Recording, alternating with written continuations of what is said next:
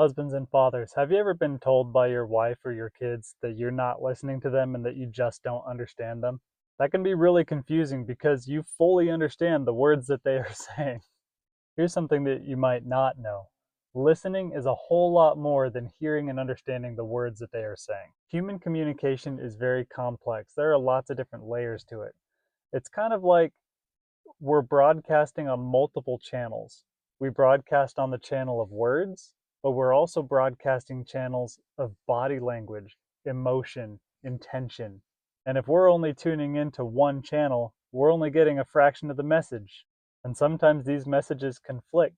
Words can be different than body language. And if we're not tuned into that, if we're not aware, then we run the risk of failing to listen and causing unresolved conflicts. The other day, I was trying to help my 3-year-old son get his shoes on so that we could go out as a family. He starts yelling at me, hitting me, kicking me, screaming at me, "You're stupid, I hate you! You don't love me, you don't care about me!" If I were to just take his words at face value, it would feel really difficult to feel like I have any other choice but to be defensive and angry.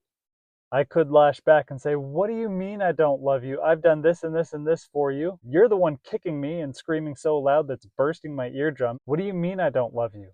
But I didn't do that. Instead, I listened to the emotion and the intention behind his outburst. I knew that he didn't really hate me. I knew that he thought that I cared for him because he still actually wanted my help. He just didn't know how to communicate that. He had had a hard morning.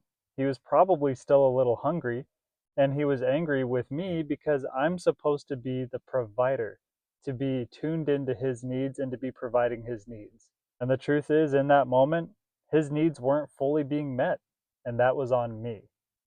Often, when we're accused of not listening and accused of not caring, it's because we're not taking full ownership for our side. What I did do is I got down at his level and said, "You know what? It looks like you're having a really hard time, and that's probably because we're really rushing this morning. And that's because I didn't start the day early enough to have a slower time getting ready so that it wouldn't feel rushed. And that's on me. Next time, I'll have a better plan so that we don't feel rushed like this again." Would that help? And what happened in the moment is he instantly calmed down because he felt seen and heard and cared for because I was able to step out of my own way to see a bigger picture. I actually heard this concept from a police buddy of mine, and he said that most of his job is practicing verbal judo, having the ability to sidestep direct verbal assaults and to see a bigger picture and consider a different reality will help you see beyond the message of words and to truly connect with somebody and their entire message. If you like this message, share it with others so that they can learn too. Let's improve together.